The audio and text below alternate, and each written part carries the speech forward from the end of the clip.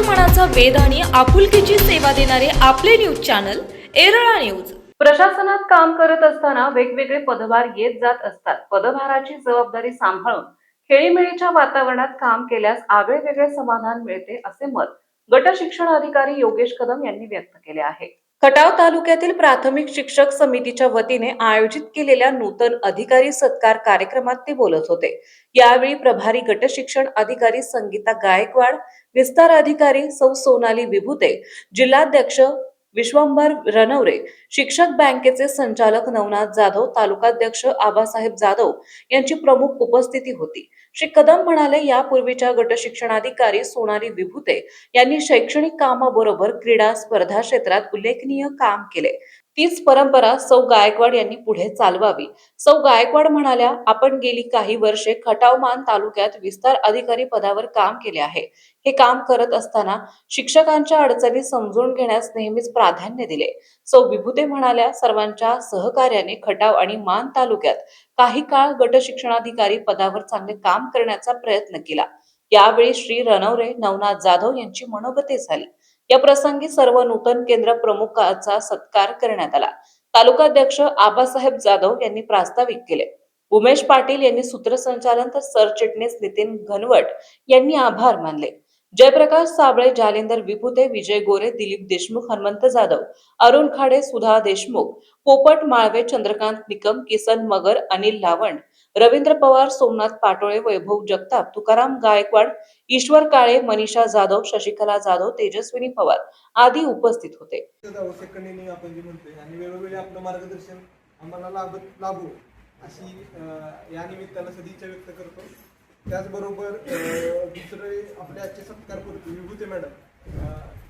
मी join झाल्यापासून अतिशय खेळीमेळीच्या वातावरणामध्ये त्यांचा गट शिक्षण अधिकारी पदाचा कार्यभार त्यांनी पार पाडलेला आहे। त्याच्यामध्ये आपण बघितलं तर क्रीडा स्पर्धा असतील, आपल्या जिल्ह्याच्या क्रीडा स्पर्धा आहेत, विद्यार्थ्यांच्या क्रीडा स्पर्धा असतील, आपल्या सांस्कृतिक स्पर्धा असतील जिल्हा परिषदेच्या, त्याचबरोबर शिष्यवृत्ती परीक्षा असेल, मध्ये आमची चर्चा झालेली। त्याच्या अनुषंगाने आता आपण सेमी इंग्लिश पुढच्या वर्षीपासून सगळ्या शाळेत चालू करतोय।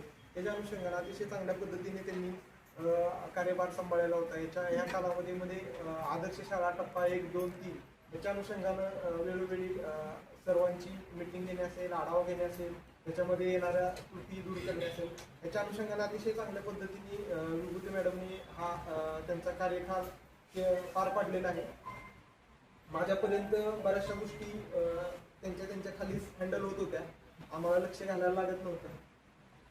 त्याच्याबद्दल मी विभूती मॅडमचं सुद्धा मनापासून अभिनंदन व्यक्त करतो। शेवटी प्रशासन आलं, आपण प्रशासनात गेलो की बदली। विस्तार अधिकारी म्हणून माझी सुरुवात मान तालुक्यात 2013 पासून झाली। त्यावेळेला जगदाळे साहेब होते, पीसी साहेब होते, यांच्याबरोबर मी काम करायला शिकले। ते काम करत असताना कुठल्याही परिस्थितीमध्ये कुठल्याही शिक्षकावरती कोणत्याही प्रकारचा आपण अन्याय करायचा नाही, हे मी जगदाळे साहेबांकडून पहिल्यांदा शिकले। अगदी शिक्षक उशिरा शाळेत येतात किंवा अजून काही गोष्टी त्यांच्या जीवनात घडत असतात, पण त्याच्या मागचा भावनिक कारण किंवा नुसतं प्रशासकीय दिसलं आपल्याला की लगेच कारवाई केली, असं कधी मी केलं नाही। त्या शिक्षकांची परिस्थिती समजून घेणं, ते कुठल्या कारणानं उशिरा आले किंवा कुठल्या कारणानं त्यांच्याकडून काही गोष्टी घडल्या हे समजून घेणं फार महत्त्वाचं आहे आणि ते मी शिकत गेले। आणि खटाव म्हणजे मान तालुक्यात मी 8 वर्ष अतिशय चांगल्या पद्धतीनं कामकाज केलं। त्याच्यामध्ये क्रीडा प्रबोधिनीचं काम होतं की ज्याची जबाबदारी त्यावेळेस आमचे विस्तार अधिकारी कुलाल साहेब, आमच्या दोघांची म्हणजे माझ्या मिस्टरांची, माझ्या मुलांसोबत मी 6 महिने ग्राउंडवरती राहिले। 2006ला सेवेत रुजू झाले। 2007-8, 8-9ला PRC होती। तिथपासूनचा प्रवास जो आहे हा सगळ्यांच्या सहकार्याने सुरू झालेला होता।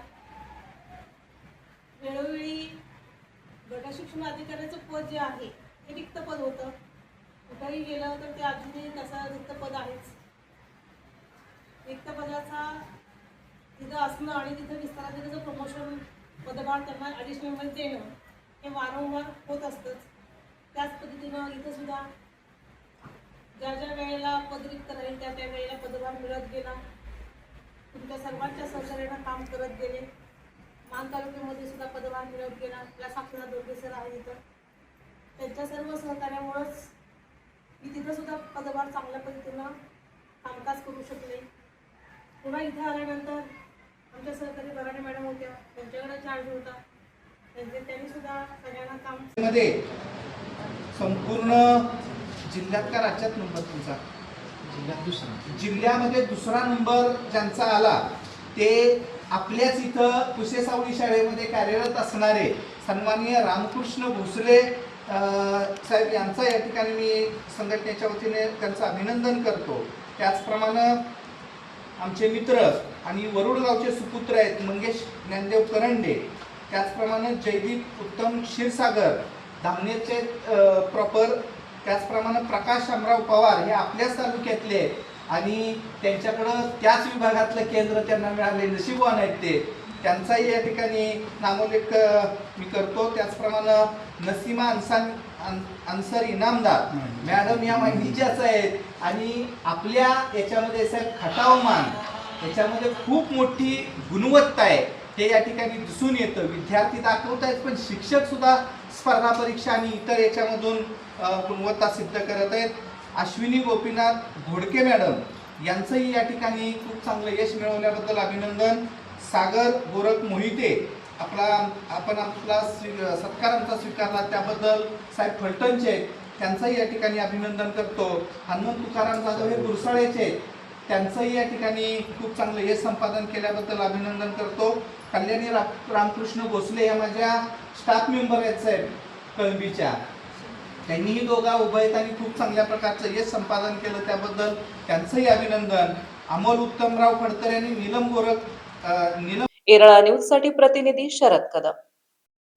आपल्या भागातील महत्त्वाच्या बातम्या पाहण्यासाठी आजच आमच्या येरळा न्यूज चॅनलला यूट्यूबवर सबस्क्राईब करा आणि बेल आयकॉन प्रेस करा.